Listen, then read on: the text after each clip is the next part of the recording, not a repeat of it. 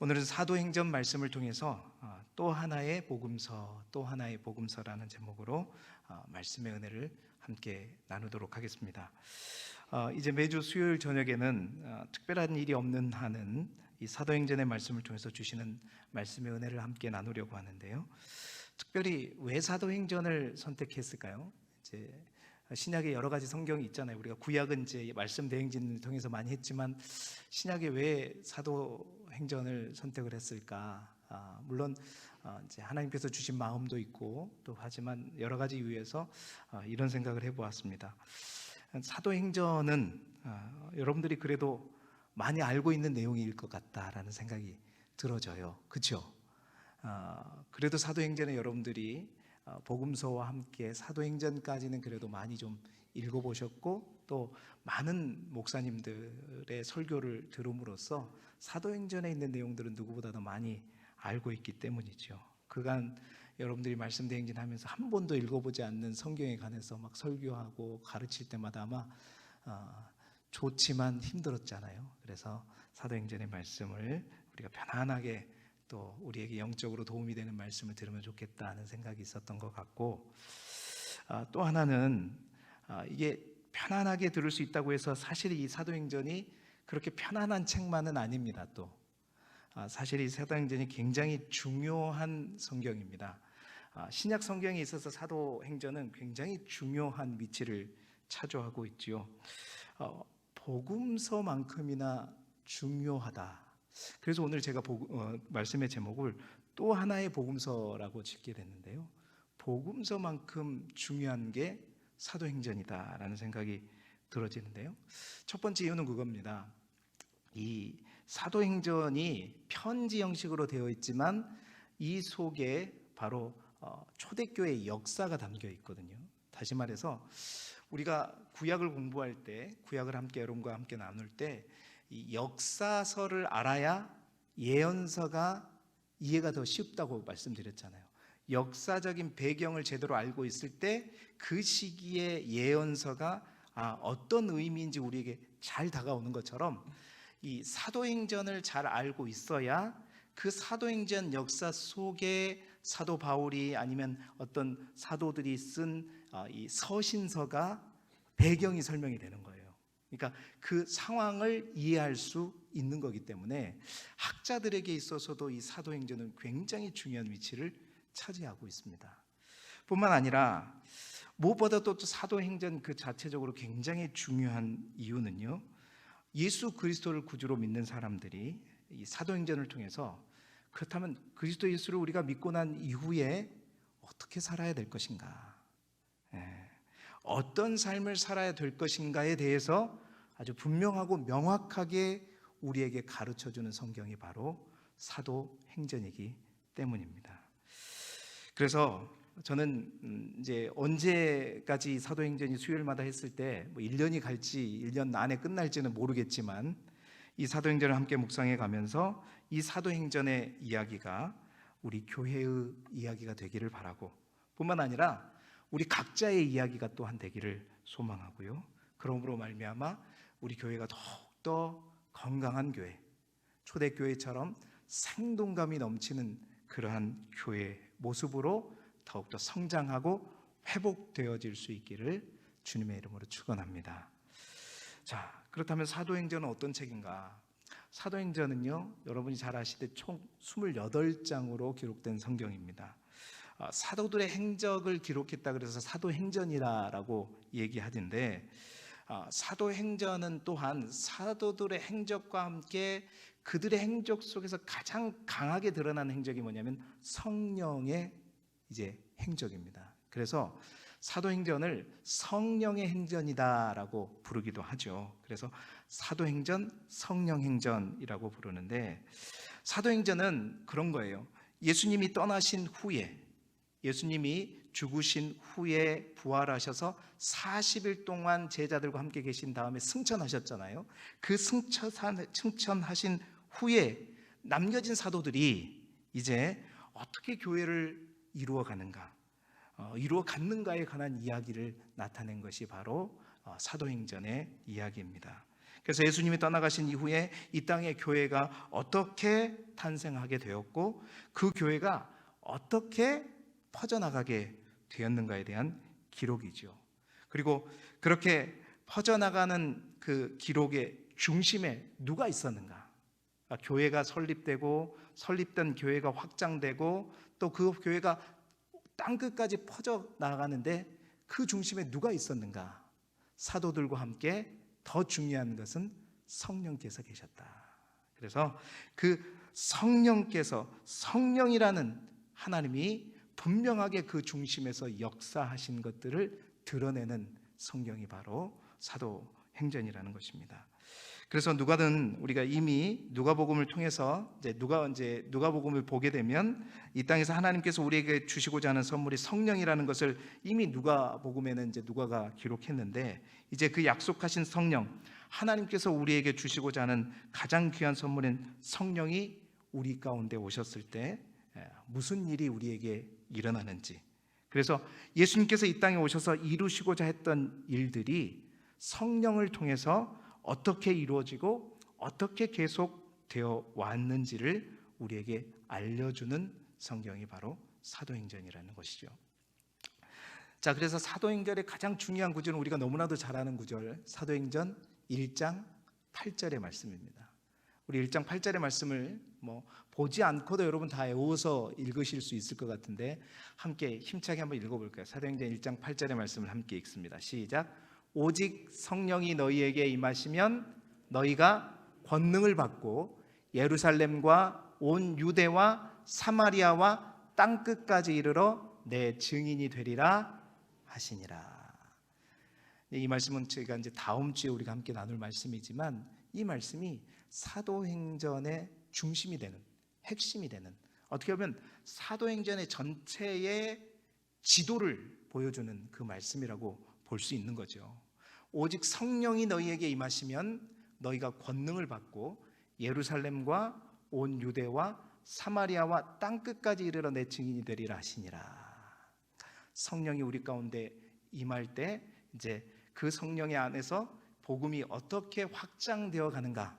그래서 이 사도행전 1장 8절의 말씀을 중심으로 사도행전을 쫙 구조를 살펴보게 되면 크게 두 가지로 나눌 수가 있어요. 28장까지 가운데 1장부터 12장까지 그리고 13장부터 28장까지 나누어지게 된다는 거예요. 그러니까 사도들을 통한 교회의 설립과 확장에 있어서 그 중심이 바로 성령님이 되시는데, 이 이제 예루살렘과 온 유대와 사마리아와 땅끝까지 어떻게 펼쳐져 가는가. 그래서 예루살렘, 온 유대, 사마리아까지의 확장을 기록한 것이 1장부터 12장이라고 보시면 되고, 그 다음에 이제 13장부터 28장까지는 땅끝까지 복음이 어떻게 펼쳐가는가에 대한 내용들을 기술하고 있다고 보면 간단하게 볼 수 있는 거죠. 그래서 그 사도들의 행적 중에서 1장부터 12장까지는 베드로를 중심으로 기록되어 있고, 그리고 13장부터 28장까지는 사도 바울을 중심으로 기록되어 있습니다. 그래서 1장부터 12장, 13장부터 28장까지 나뉘어지게 되는데, 1장부터 12장의 베드로 행전, 베드로는 이제 예루살렘 교회에 있었던 사도잖아요. 그러니까 예루살렘을 중심으로 복음이 예루살렘을 넘어 유대를 넘어 사마리아 지역까지, 그 팔레스타인 지역에 어떻게 복음이 펼쳐져 가는가를 핵심적으로 이제 기록하고 있는 게 1장부터 12장인데, 이 1장부터 12장은 이제 사도와 교회, 그러니까 사도들이 예수 그리스도께서 승천하신 이후에 이 사도들에 의해서 이 교회가 어떻게 설립되고, 이제 1장부터 3장까지가 교회가 설립되는 거, 그리고 그 교회가 4장부터 6장까지 어떻게 조직이 되어지고, 그리고 7장부터 12장까지는 그 교회가 어떻게 사마리아까지 확장되어 가는가가 1장부터 12장까지 나와 있습니다. 그리고 이제 13장부터 20장까지는 그 사도와 이제 여기서 말하는 사도는 바울을 얘기하는 거죠. 사도 바울과 함께 복음이 어떻게 땅끝까지 펼쳐져 가는가, 사도와 선교에 대해서 나오는데, 여기가 우리가 너무나도 잘 아는 바로 사도 바울의 1차, 2차, 3차에 걸친 전도 여행이 나옵니다. 그래서 13장부터 20장까지 여기가 1차 전도 여행이 13, 14장, 그리고 2차 전도 여행이 15에서 17장, 그리고 이제 3차 전도 여행이 18장부터 20장까지 이제 전도 여행이 나오고요. 그 다음에 마지막에 이제 21장부터 28장까지는 사도 바울이 이제 예루살렘에 들어오고 그 예루살렘에서 체포되어 가지고 가이사랴까지 가게 되고, 그래서 가이사랴에서 로마까지 가게 되는 바로 사도 바울에 관한 이야기로 맞춰지고 있다는 거죠. 그래서 예루살렘, 온 유대, 사마리아와 땅끝까지 복음이 확장되는 가운데 어떤 사도들을 중심으로 그러한 일들이 일어났는가를 기록한 책이 바로 사도행전입니다. 그래서 오늘 그 사도행전 가운데 서론 부분인 1장 1절부터 1장 5절까지의 말씀을 통해서 간단하게 이 말씀을 통해서 사도행전이라고 하는 것이 어떠한 책인가, 우리에게 무엇을 도전하는 책인가, 오늘 본문에 있는 말씀을 중심으로 함께 나누어 보기를 원합니다.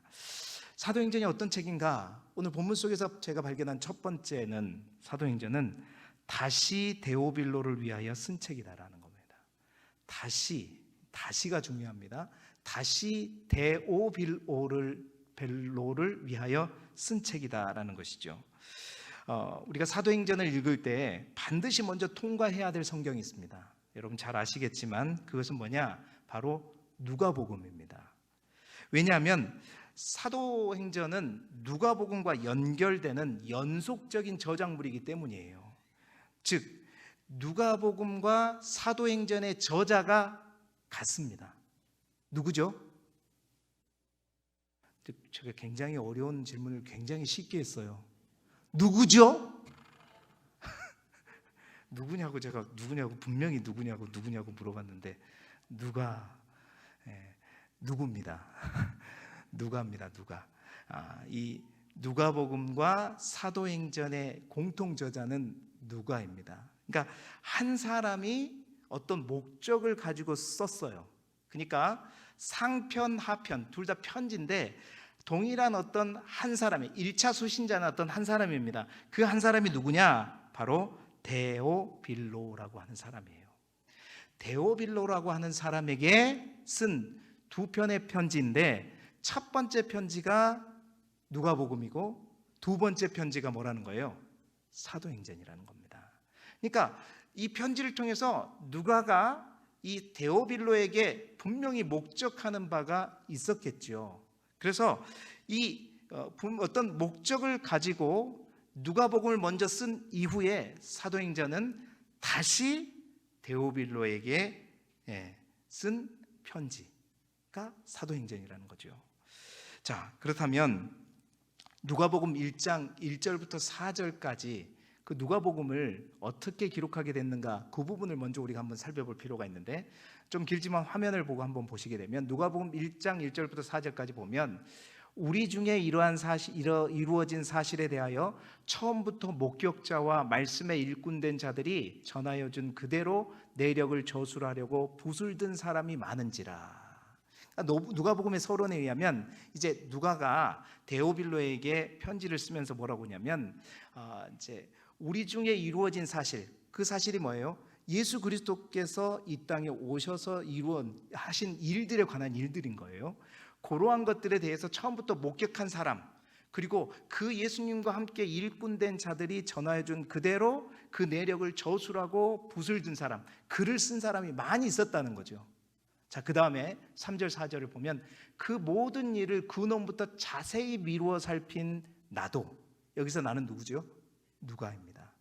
그러니까 그 모든 일을 근원부터 자세히 미루어 살폈다. 여러분 누가의 직업이 뭐라고 여러분 알려져 있죠? 의사. 의사는 굉장히 꼼꼼해야 되죠.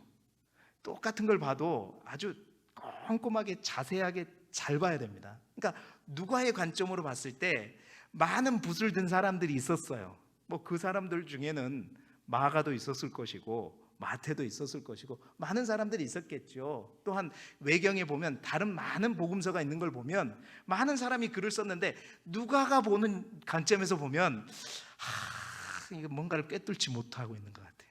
그러니까 자기도 근원부터 자세히 미루어 살핀 나도 잘 꼼꼼하게 자세히 들여다보았던 내가 보니까 데오빌라 각하가 뭔가 알기는 아는 것 같은데 제대로 모르는 것 같다는 거죠. 그래서 내가 그 데오빌로 각하에게 멋대로 차례대로 써 보내는 것이 좋은 줄 알았노니.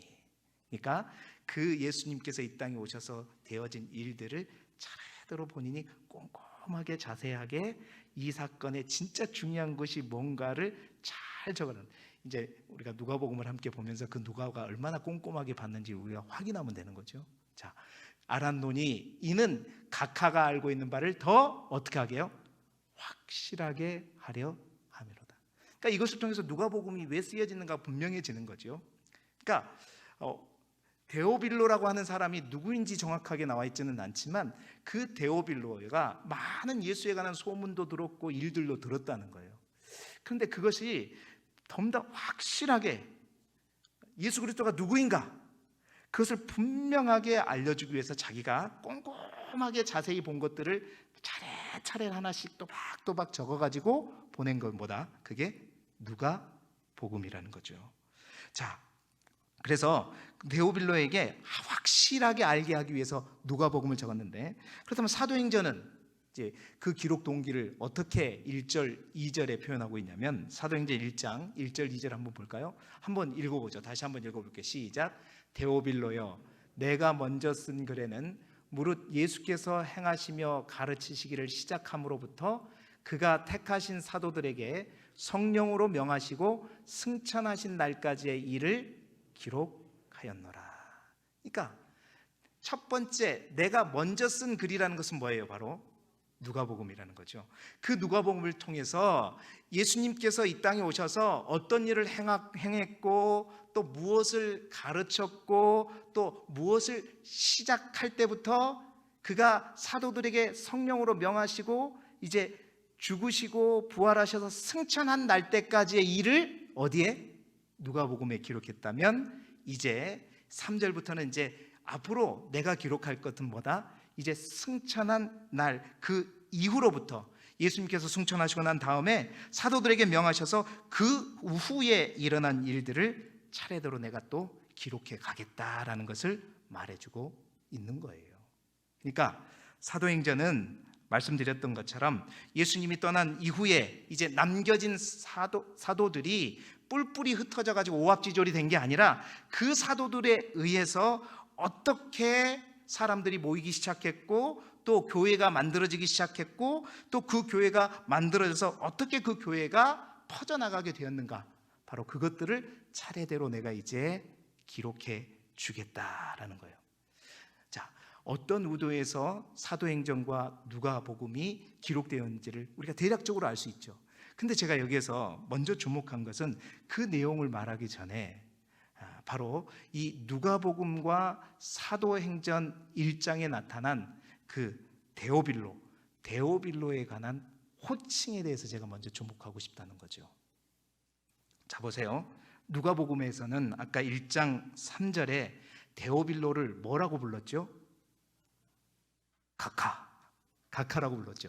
데오빌로 각하에게, 뭔가 각하라는 것은 존경스러운 어떤 직분, 높은 위치에 있는 어떤 사람이라는 거잖아요.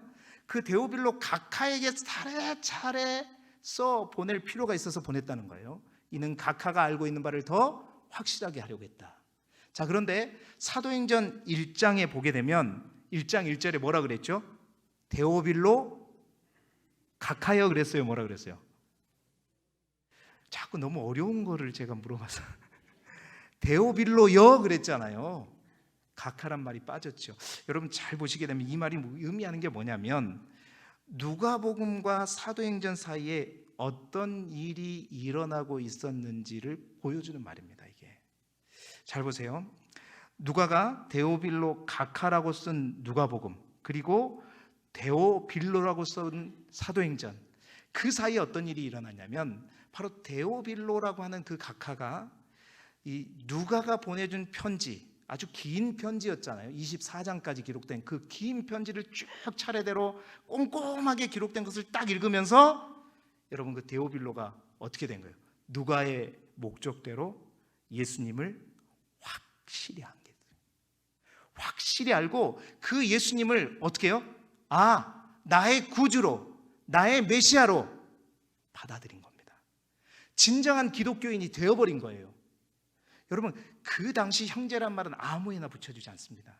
그 형제란 말을 붙는 순간 여러분 심한 박해의 대상이 되기 때문에 그 형제들, 내가 예수를 믿는다 안 믿는다는 은밀하게 세례도 베풀어지고 동굴에서 세례를 베풀어지고 그런 시대였단 말이에요.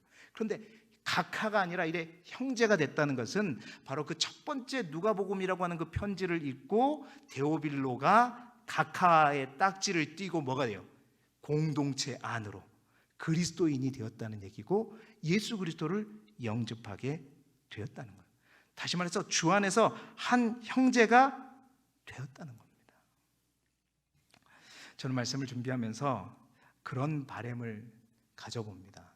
사실은 제가 이제 수요일 날 저녁에는 이제 이 사도행전을 여러분과 함께 이제 나누기로 했는데, 이제 새벽에는 이제 주초에는 기도에 관한 말씀, 시편에 있는 말씀을 나누고, 이제 목금토 이쪽에는 이제 2, 3일 정도는 누가복음의 말씀을 가지고 여러분과 함께 나누려고 해요. 제가 복음서가 여러 가지가 있는데 그 중에서 누가복음을 특별히 선택한 이유도 바로 오늘 누가의 이 말 때문입니다. 누가의 꼼꼼한 그 기록을 통해서 데오빌로 각하가 뭐가 되었어요? 데오빌로 형제가 됐단 말이죠. 여러분, 누가복음을 통해서 어렴풋하게 알고 제대로 알지 못했던 예수 그리스도에 관한 지식이 온전한 지식으로 변화되어서 데오빌로가 바로 예수 그리스도를 구주로 영접하게 되는 그 놀라운 일들이 그의 삶 가운데 일어났다는 겁니다. 그래서 제가 간절히 소망하는 것은 바로 누가가 데오빌로에게 전한 마음을 가지고 나도 한번 전해봐야 되겠다. 그래서 새벽에는 누가복음을 통해서 말씀을 전하고, 이제 이 수요일 날에는 사도행전의 말씀을 통해서 말씀을 전할 때 바로 데오빌로 각하가 데오빌로가 되어지는 역사가 이루어지겠다라는 마음인 거죠. 사랑하는 성도 여러분, 여러분이 지금 데오빌로 각하처럼 어렴풋하게 알고 있다면 누가복음을 통해서 예수 그리스도를 진정으로 더욱더 알아갈 수 있기를 소망하고, 뿐만 아니라 이 사도행전을 통해서 이제 예수 그리스도를 구주로 한 사람들이 어떻게 살아가야 될 것인가 또한 알 수 있는 귀한 깨달음의 시간이 되기를 소망합니다. 뿐만 아니라 말씀을 준비하면서 참 누가에 대해서 도전을 받았어요. 보세요. 이제 다시 데오빌로에게 글을 쓰잖아요. 복음을 한번 전해주고 끝나지 않았다는 거예요. 예수 믿고 끝나는 게 아니라 이 누가는 이 편지가 여러분 짧습니까? 누가복음 24장이죠. 사도행전 몇 장이라 그랬어요? 28장이란 말이에요. 우리에게는 누가와 같은 이러한 열심과 열정이 있는가? 우리 각자에게도 우리의 데오빌로가 있을 거란 말이에요. 내 주위에 예수 그리스도를 믿지 않고 믿는다 하지만 제대로 믿지 못하고, 아니 맴돌고는 있지만 예수 그리스도를 알지 못한 수많은 우리의 데오빌로가 있을 거예요. 각하가 아닐지라도 누군가 우리의 데오빌로를 향해서 나는 이 누가처럼 24장의 편지를 쓰고 28장의 편지를 또 쓰는, 우리는 그러한 수고를 할 수 있는가? 복음을 전해보고 조금이라도 그 사람들이 거부하고 안 받으면 그냥 포기해버리고, 그래 니만 손해지, 이렇게 살고 있는가? 아니면 끝까지 그들이 정말로 내가 아는 예수 그리스도, 내가 만난 예수 그리스도를 만날 수 있도록 그 열심, 그 열정, 정말 누가복음과 사도행전을 우리가 읽어보면서 이 누가의 그 열정과 열심 또한 우리가 한번 본받을 수 있기를 원한다라는 마음이 들어졌다는 거예요. 사랑하는 성도 여러분, 누가는요 그냥 대충 쓰지 않았다고 얘기하잖아요. 본인이 꼼꼼하게 자세히 자세히 본 것들을 차례차례 하나하나 분명하고 명확하게 기록했던 것처럼 우리 또한 이 시대에 누가가 되자는 거죠. 나의 데오빌로가 누구냐?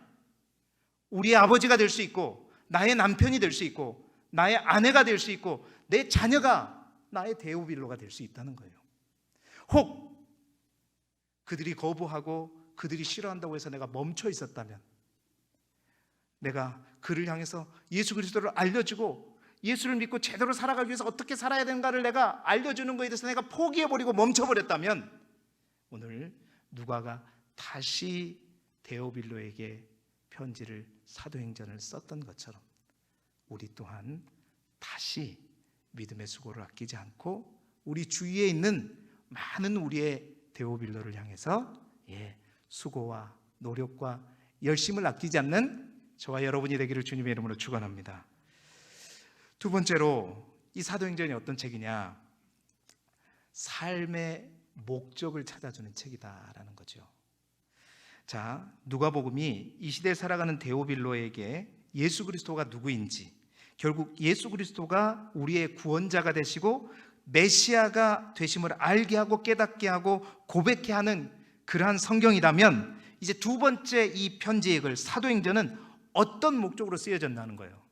그 본론으로 들어가 보자는, 어떤 목적으로 사도행전을 누가가 썼느냐는 거죠. 자, 사도행전은 그런 겁니다. 예수 그리스도를 구주로 믿는 사람들이, 다시 말해서 예수 그리스도를 확실히 알게 된 사람들이 이제 우리가 어떻게 살아야 될 것인가, 진정한 우리의 삶의 목적이 무엇인가를 찾아주고 알려주는 편지가 바로 사도행전이라는 겁니다. 우리의 삶과 죽음의 목적이, 모든 목적이 이 사도행전을 통해서 우리가 무엇에 집중되어 있는지를 다시 한번 점검하고 알게 하는 책이 사도행전이다라는 것이죠. 여러분, 초대교회로부터 시작된 교회가 오늘날 우리 시대까지 지속되고 있는 이유가 뭐라고 생각하십니까? 그 이유는 다른 게 아니에요. 그들은, 그 초대교회 교회인들, 사도를 비롯한 수많은 성도들이 오직 그리스도 때문에 살았고, 오직 그리스도 때문에 죽었고, 또 그리스도 때문에 결혼했고, 그리스도 때문에 직업을 가졌고, 또 그리스도 때문에 땅끝까지 나아가서 복음을 전하고 살았기 때문에 오늘날 우리가 어떻게 해요? 우리 또한 복음을 만날 수 있었던 거죠. 그러니까 그들이 오직 예수 그리스도라는 그 목적을 잃지 않고 그 목적을 붙들고 다른 모든 것들을 부수적인 목적으로 하면서 살아왔기에 그 복음이 우리에게까지 전해졌고, 그러니까 오늘 우리가 복음을 전하게, 우리가 데오빌로와 같은 존재였는데 숱하게 전해준 수많은 사도들, 복음을 전하는 많은 허다한 증인들이 통해서 우리가 그 복음을 만나게 됐단 말입니다. 그리고 그렇게 복음의 생명력을 갖고 그리스도를 목적으로 하고 살았던 그들은 그 로마의 핍박 속에서도 그 모든 것을 다 이겨내고, 오히려 그 핍박 속에서도 교회가 부흥하였고, 핍박 속에서 교회가 설립되었고, 그 핍박 속에서도 오히려 그 핍박을, 로마라고 하는 큰 세력을 이용해서 복음이 땅끝까지 펼쳐지게 되는 놀라운 사건이 일어나게 됐다는 거죠. 그런데 여러분, 오늘날 교회는 어떠냐라는 겁니다. 오늘날 교회가 왜 이렇게 무기력해지고 오늘날 그리스도인들이 왜 이렇게 무기력해졌는가? 그 이유는 다름이 아니라 그 목적과 순서가 초대교회의 성도들과 달리 우리는 바뀌어버렸다는 거죠. 다시 말해서, 그러니까 그리스도가 오직 목적이 되고 그 그리스도를 위해서 내가 살든지 죽든지 뭘 하든지 직업을 가지든지 오직 그리스도를 위해서, 그리스도가 온전한 첫 번째 목적이었고 본질이었는데 그게 바뀌어버린 거예요. 자, 나의 삶, 나의 편안함, 내 인생의 목적, 이게 내 삶의 목적이 되고, 나의 편안함이 내 삶의 목적이 되면서 예수 그리스도는 내 삶의 목적이 아니라 내 삶의, 내 편안함, 내 인생을 위한 어떻게 해요? 부수적인 것으로 전락하게 된. 옛날에는 그리스도 예수 안에서 모든 것이 되어지는 삶을 통해서 풍성함을 누리고 어떤 저항과 로마의 핍박 속에서도 복음이, 하나님의 나라가 확장되었는데, 지금은 근본적으로 교회가 이 모양이 된 이유는 뭐냐면 그 목적이 바뀌어 버렸다는 겁니다. 어느새 예수 그리스도까지, 복음서까지는, 누가복음까지는 예수님을 만나고 예수님을 아는 것까지는 성공했어요. 그런데 그 다음에 사도행전의 삶이 되지 않다 보니까 그 예수님을 알게 된 예수 그리스도를 내 인생의 목적에 맞게끔 내 마음대로 사용해 버리는 거예요. 내 인생의 목적을 위해서 필요할 때는 예수님을 찾고 필요 없을 때는 버리고. 그러나 초대교회 성도들은 그렇게 살지 않았다는 거예요. 1차 목적이 그리스도 예수를 위한 삶이었고, 그리스도 예수를 위해서 내가 먹기도 하고 마시기도 하고 때로는 나의 모든 것을 다 내놓기도 하고, 그러한 삶을 살았을 때는 어떠한 시련에도 불구하고 교회는 왕성해졌고 확장되었단 말입니다. 오늘 우리가 읽는 사도행전은 바로 우리 인생의 첫 번째 목적이, 다시 말해서 예수 그리스도를 만나는 게 가장 인생의 첫 번째 목적이지만, 그 예수 그리스도를 만난 그리스도인들이 가져야 될 인생의 또 다른 하나의 큰 목적이 뭔가, 그 목적을 다시 회복시켜주는 책이 바로 사도행전이다라는 거예요. 왜 우리가 그렇게 되어버렸는가? 왜 예수님이 먼저 되는 본질적인 목적으로 살아가는 인생이 아니라 예수님을 이용하는 삶이 되어버렸는가? 이게 세속화라고 불려지는 말입니다. 그리스도인들이 세속적이 되었고 본질을 잃어버리고 세속화 과정을 통해서 너무나 서둘러서 진행되는 이 세속화로 인해서 오늘날의 교회가 그래서 완전히 무기력하게 되어버린 거예요. 그러니까 세상 사람들이 바보가 아닌 이상 오히려 그러한 그리스도인들, 옛날에는 진정한 가치와 목적을 위해서는 나의 삶의 모든 것, 시간은 당연한 것이고 내가 가진 물질까지도, 또 어떤 사람은 생명까지도 아끼지 않고 내놓고 했을 때는 사람들이 그리스도인을 보면서 와, 정말 그리스도인이다, 하나님은 살아계시는구나.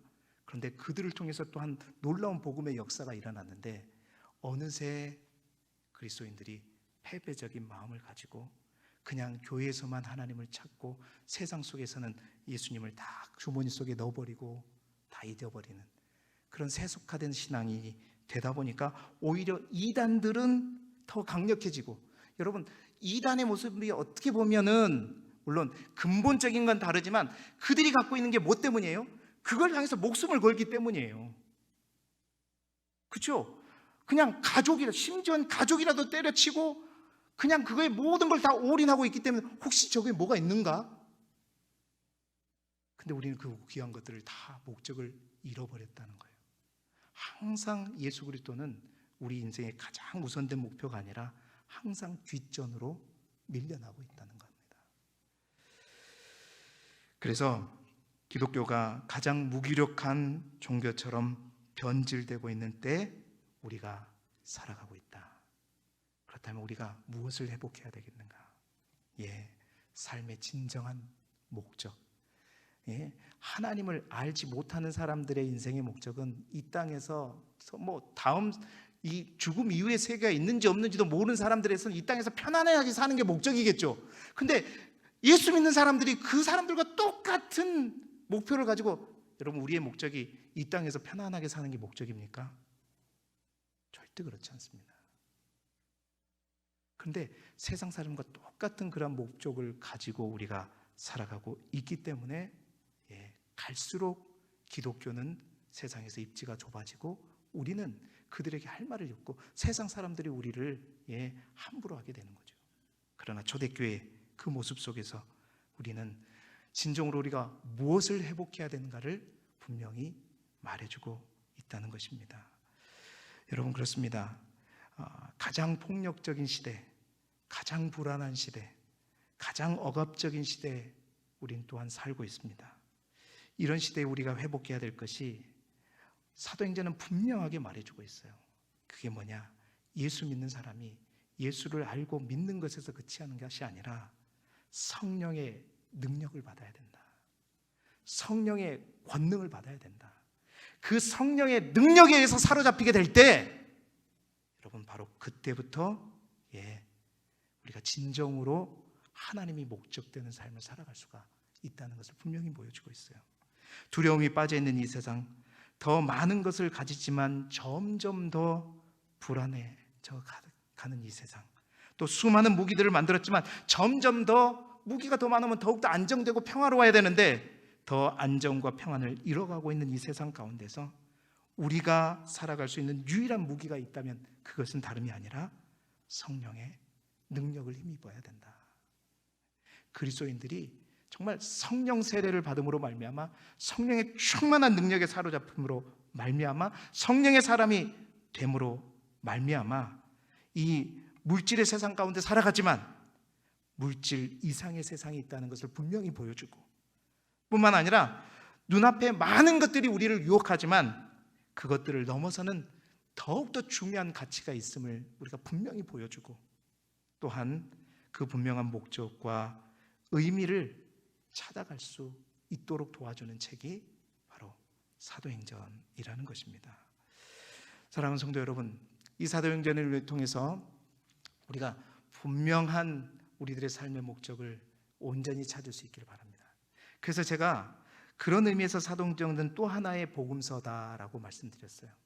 그러니까 우리의 복음에 관한 우리의 어떤 아는 지경이 누가가 쓴 누가복음에만 멈추게 되면 그것은 우리가 복음을 반쪽만 아는 거라는 거죠. 진정한 복음의 온쪽이 되기 위해서는 예수 그리스도를 우리가 구주로 맞는 것 당연한 것이고, 이제 그리스도 예수를 우리 구주로 맞은 이후에 우리가 정말 성령의 능력에 사로잡혀서 이제 진정한 하나님이 원하는 삶의 모습으로 살아가는 것, 그것은 바로 하나님의 복음을 땅끝까지 전하는 것이다 라는 것이죠. 출애굽기 19장 5절 6절의 말씀을 우리가 기억해 봅니다. 세계가 다 내게 속하였느니 너희가 내 말을 잘 듣고 내 언약을 지키면 너희는 모든 민족 중에서 내 소유가 되겠고 너희가 내게 대하여 제사장 나라가 되며 거룩한 백성이 되리라. 너는 이 말을 이스라엘 자손에게 전할지어다 말씀했거든요. 보세요, 하나님께서 이스라엘 백성들에게 약속했던 것은 너희가 내 말을 잘 지키면 내 소유가 되고 제사장의 나라가 되고 거룩한 백성이 되리라 말씀했어요. 이스라엘 백성이 그렇게 하나님께서 되기를 원하셨던 거룩한 백성, 결국은 말라기까지 가보았지만 제대로 되지 못했습니다. 결국 한계를 아쉽게 되었죠. 그러나 예수 그리스도께서 이 땅에 오심으로 말미암아 율법의 모든 소유를 다 그리스도 예수 안에서 다 행하게 하심으로 우리는 거룩한 백성이 되었어요. 바로 하나님의 소유, 내 소유, 하나님의 소유가 되었단 말입니다. 그런데 우리가 착각하고 있는 게 뭐냐면 우리가 하나님의 소유가 된 것이 하나님이 우리의 소유가 된 게 아니잖아요. 우리가 하나님의 소유가 되었다면 이제 그 하나님의 소유가 된 우리가 하나님의 목적에 맞게끔 사용되어야 하는 또 하나의 미션이 있다는 거죠. 그건 뭐냐면 너희가 내게 대하여 제사장의 나라가 되는 거. 여러분, 주님은 우리를 통해 우리가 예수 믿고 구원받는 것으로 그치지 않고 구원받는 우리가 제사장의 나라가 되기를 원하신다는 겁니다.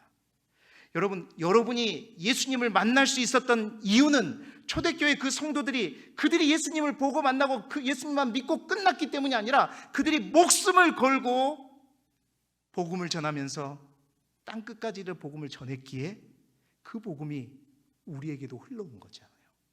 그래서 우리 또한 예수님을 만나게 되었던 거잖아요. 우리가 이기적인 복음에서 머물지 않고 정말 하나님이 우리가 원하시는 대로 우리가 영생을 선물로 받았고 정말 하나님의 평안의 복음을 얻었다면 이제 아직 그 복음을 맞이하지 못한 이들을 향해서 우리의 소중한 가치까지도 버리고 헌신하기 위해서 나가는 사도들의 삶, 이게 바로 사도행전을 통해서 우리에게 보여준다는 거예요. 그들의 젊음, 그들의 물질, 그들의 시간, 그들의 삶, 그 모든 것을 다 소유하면 다 버리면서까지 바로 하나님 나라 확장을 위해서 그 일념을 가지고 열심히 살아왔던 사도행전의 많은 사도들의 행적을 통해서 우리의 목적이 전이된 우리의 삶이 진짜 참 가치가 어디에 있는 걸 분명히 알고 예수님께서 우리에게 원하시는 이제 그리스도인다운 삶의 모습으로 우리의 가정 속에서 우리의 공동체 속에서 또 살아갈 수 있는 저와 여러분이 되기를 그리스도 예수 이름으로 축원합니다. 기도드리겠습니다. 하나님 아버지, 우리가 만난 복음이 반쪽 복음에서 멈추지 않고 온전한 복음으로 역사하고 능력 있는 복음으로 나아갈 수 있게 하여 주시옵소서. 아버지 하나님, 믿음의 사람들이 반드시 회복해야 될 진정한 삶의 목적이 무엇인가를 분명히 깨달아서 아버지 하나님, 예수 그리스도를 알므로 그치는 것이 아니라 믿음으로 그치는 것이 아니라 성령께서 우리 안에 역사하시고 그 성령께서 우리를 주장하심으로 말미암아 온전히 성령이 이끄시는 대로 하나님 나라 확장을 위해서 사용되는 사랑하는 길쭉의 모든 성도들이 될 수 있도록 인도하여 주옵소서. 예수 그리스도 이름으로 기도드리옵나이다. 아멘.